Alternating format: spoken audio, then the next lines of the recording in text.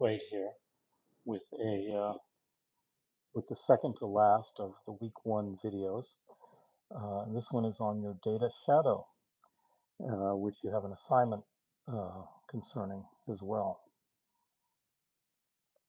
So first, let's examine the coinage of the term data shadow. So in 1972, this woman, whose name I can't pronounce, is Swedish. I know Hollywood Swedish, but I don't know actual Swedish. She wrote an essay called This Name, which translates into Data Shadow in English. And I think it's interesting that this was a year or two before the invention of the relational database that she realized that this was an issue. So she said that it was a two-dimensional image of the individual that is evoked through one or more data registers. They didn't have the term database yet. And for that of fact, when relational databases were introduced, they were introduced under the name data banks. Anyway, the series of crosses in different boxes that a living person is transformed into in the data registers, and which tends by those in power to be treated as more real and more interesting than the living man himself. So this is a very interesting definition, but we're going to alter it a little bit for the digital age. Wikipedia, by the way, says that she mentions this. Other people have claimed to have invented this term, by the way. So that's why I'm giving this origin story for it.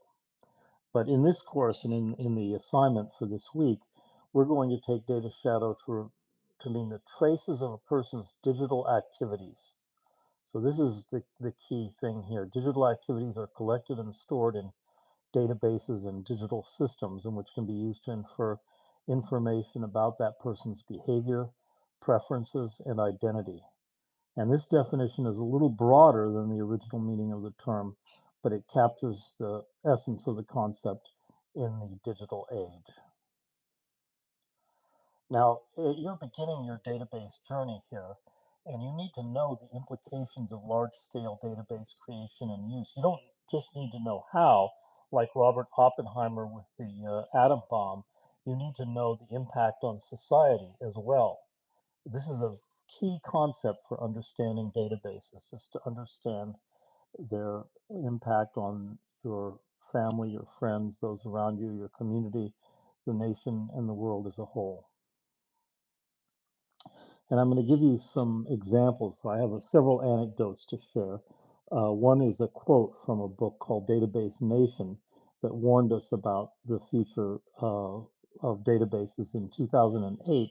And he got some of history correct and some of it incorrect. So I think this is an interesting uh, anecdote.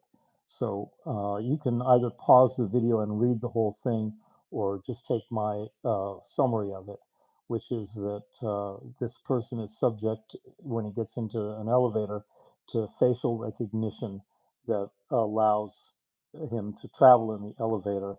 And he recounts the story of a poor, unfortunate person who was trapped in the elevator with a claustrophobic psychotic, and a hostage situation developed. Um, and he says that fortunately everything was captured on videotape, so there was at least a record of the person's unfortunate fate. And he means this, I assume, sarcastically. I used to know a woman in the 1980s, so this is a long time ago. I know a woman who worked for the Manhattan DA who did surveillance on suspects and claimed that they left a digital footprint that she could track on the day of the crime. And she actually boasted, I'm not saying she admitted, she boasted that her surveillance might be illegal. And the investigators might have to claim that they were acting on a hunch or an anonymous tip if they turned up valuable information from her surveillance. Here's another story, and again, you can always pause this video if you want to know the whole story, but the idea is that there are these people called data brokers who can sell, for example, the fact that you're HIV positive to your insurance company, and then they deny you coverage. And of course, they might have to invent some excuse for denial, but the information of the data broker is actually offshore in Hong Kong or someplace beyond the reach of regulators. And Congress actually got this testimony that this was going on, and that brokers would dissolve their businesses and reformulate their businesses to avoid scrutiny and regulation. And Congress ultimately, to my knowledge, never did anything about this testimony. I mean, never, well, I shouldn't say never did anything. They never passed laws. Here's yet another story is about a university whose IP, or not IP addresses, um, aliases for IP addresses for laptops had the employee's name in them. And the records of searches on the university's library system were publicly available. They weren't protected in any way. So you could actually figure out who was searching for trans issues, who was searching for terrorism issues, and other controversial topics. And if you were, a bad actor, you might use that information against them. Um, suppose, for example, and this is based on a true story, suppose you're the only female full professor in a department, and the university has to publish information about each member of the department, but can do so anonymously. But if gender is reported, then your information is known with certainty. Suppose there are two full professors who are female, then your information is known with a probability of 1/2. And there's actually an academic field of study called differential privacy that deals with this kind of problem. And in fact, it arises from an earlier field called the statistical database problem that census takers are used to coping with. So some points, even members of the government might misuse databases. And maybe you can think of a contemporary example. Data privacy was compromised even in the 1980s. Although databases contain vast amounts of information about nearly everyone, it may be that only a small fraction of these databases are ever actually searched.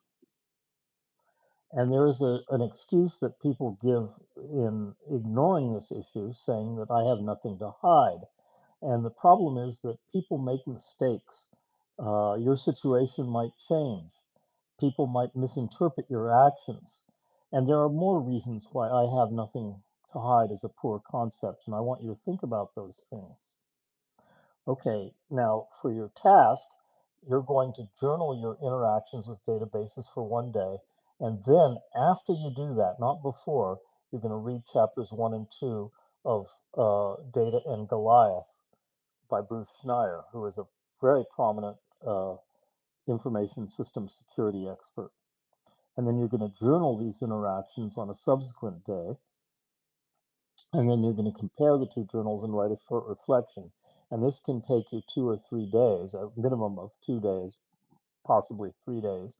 So plan ahead to do this. Okay, and that's all I have to say about that. And I just have one very brief video remaining for week 1. Thanks for your attention.